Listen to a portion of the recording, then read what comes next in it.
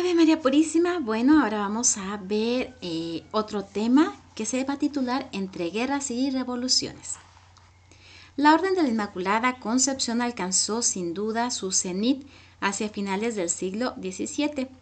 Luego comenzó a soplar la cristiandad un viento agostador de racionalismo y de progresivas indiferencias religiosas, que culminaría en la Revolución Francesa con el entronizamiento blasfemo de la odiosa razón en lugar del único Dios verdadero y de su Hijo Jesucristo, nacido de María Virgen Inmaculada. Se resintió no poco la irrestrañable fecundidad de la Iglesia y aún llegó casi a paralizarse el ritmo creciente hasta entonces de nuevas fundaciones concepcionistas. El enciclopedismo, el orgullo de la ciencia positivista, el excepcionismo y la irreligión secaban lamentablemente las fuentes vivas de los grandes ideales cristianos.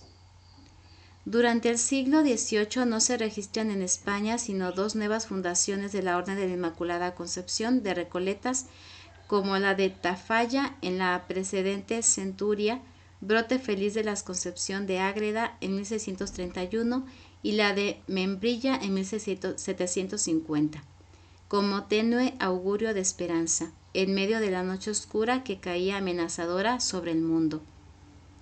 Pero al mismo tiempo, la misteriosa semilla comenzaba a germinar como de sorpresa con la escondida pujanza de las obras de Dios en un nuevo campo de cultivo. Las primeras fundaciones concepcionistas de Brasil datan precisamente en el siglo XVIII, y como la primera de ellas se señala la de Nuestra Señora de la Concepción de Lapa en 1644 en la ciudad de El Salvador, en Bahía. También hubo ahí beaterios al estilo de los que encontraban en Castilla en los orígenes de la orden y que en Brasil como en Castilla se llamaban también recogimientos y varios de estos beaterios como los de Río de Janeiro, San Paulo, Sococamba, Itu, Macaúbas, acabarían por transformarse en monasterios de monjas concepcionistas.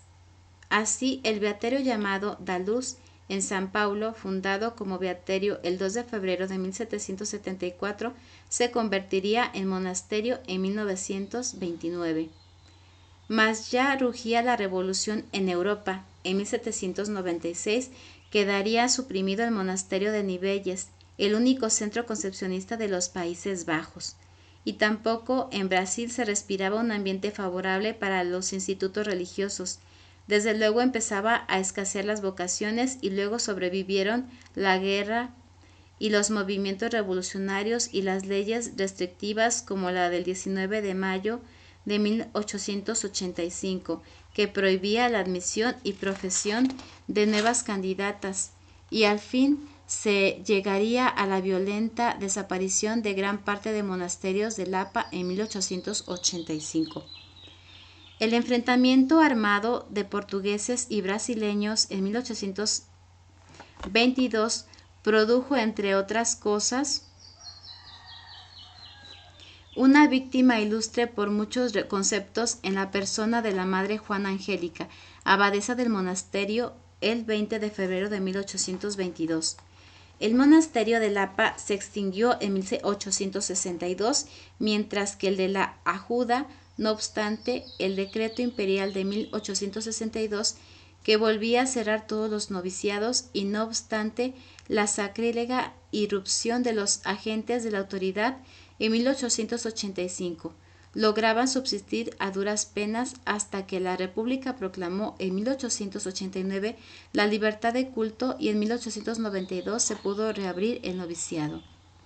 En España, el Vía Crucis de las comunidades religiosas había comenzado con la invasión francesa y guerra napoleónica de 1808. Alcanzó su punto culminante en los años de 1834 a 1836 durante la Primera Guerra Carlista.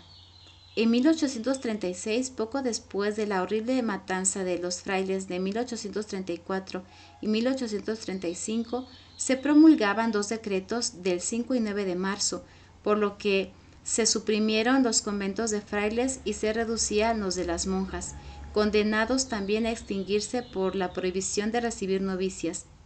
Las concepcionistas descalzas del monasterio de Caballero de Gracia, al igual que el de las clarisas de Constantinopla, se veían obligadas a refugiarse en el monasterio de la Latina, el porvenir que se presentaba preñado de los más legumbres presagios. Pero precisamente en este ambiente apareció una concepcionista providencial, Sor Patrocinio, llamada la monja de las llagas, cuya presencia habría de marcar con colores especialmente dramáticos la lucha milenaria entre la luz y las tinieblas. Una faceta interesante en la vida de Sor Patrocinio constituye, especialmente por lo que se refiere a los presentes apuntes, su fecunda actividad como restauradora o fundadora de una treintena de monasterios. En circunstancias tan difíciles, luchando contra obstáculos y persecuciones que podrían parecer insuperables, la monja de las llagas reanima comunidades agonizantes o hace surgir nuevos planteles de vida contemplativa en Torre Laguna en 1856, en Aranjuez en 1857, en Manzanares en 1864, el del Pardo en 1859, el de la Granja Guadalajara en 1867, entre otros. Y aún en el destierro de Francia en 1868, entre los sobresaltos y calamidades de la comunidad y la guerra franco-prusiana, y las intrigas de una monja francesa, Sor María Alfonsina del Socorro, funda en Bourneville en 1869 un monasterio, cerca de París y de Belloc, en los Bajos Pirineos. Si bien estos monasterios desaparecerán luego en virtud del decreto de expulsión de 1880 y cuando por fin se les permite volver a España, se reanuda la empresa con las restauraciones o fundaciones de San José de Madrid en 1877, el de la Concepción de Zamora en 1878, en el Corral de Almaguer en 1878 también, el de Alcázar de San Juan en 1882, entre otros. También fuera de sus influencias se harían algunas otras fundaciones como señal de resurgimiento de la orden. Jambas en Bélgica en 1886, desde 1994 en Matignies-sur-Sambre. Benicario en 1896, filial del monasterio de Tortosa. Fuente del Mestre en 1896, por transformación de un monasterio de terciarias claustrales de Trujillo y Bastoque en Bélgica, filial de las Nivelles en 1898. Mas la época de guerras y revoluciones del siglo XIX queda especialmente señalada por las figuras dominantes de la Madre Angélica en Brasil y de la Madre Patrocinio en España. De ellas te hablaré más adelante en otras cápsulas sobre su vida y su entrega en estos tiempos de guerra, pero que a pesar de ello, una entrega a la vida, ¿verdad? Y se considera como patriota en su tierra, que es la Madre Angélica en Brasil, como libertadora de la independencia de su país, y la Madre Patrocinio, que fue a los lugares que iba, fue fundando más monasterios y no le impedía el gobierno ello, porque ellas se dedicaban a dar clases, como aquí en México cuando vimos las cápsulas de la orden que llega aquí a México. Ellas daban clases, tenían escuelas, entonces por eso el gobierno no les quitó, no les cerró sus monasterios, porque ellas daban clases. Entonces la Madre Patrocinio aprovechaba ello para que las chicas que iban entrando y a sus familias les educaran en la fe, en ese amor de Dios.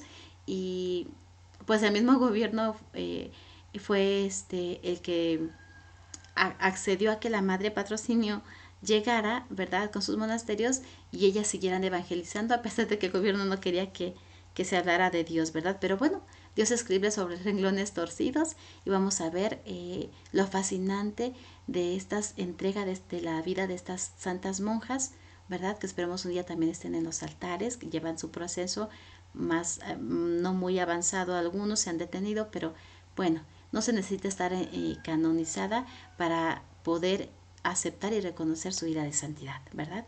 Pero bueno, que su vida nos ayude a nosotros también, que en las dificultades, en un mundo en que se te invita a vivir sin Dios, uno viva con Dios, porque Él es el único que nos va a dar la felicidad. Sin Dios todo es obscuridad, vacío y sin sentido. Con Dios es plenitud, amor y alegría. Bueno, nos vemos mañana y Dios te bendiga.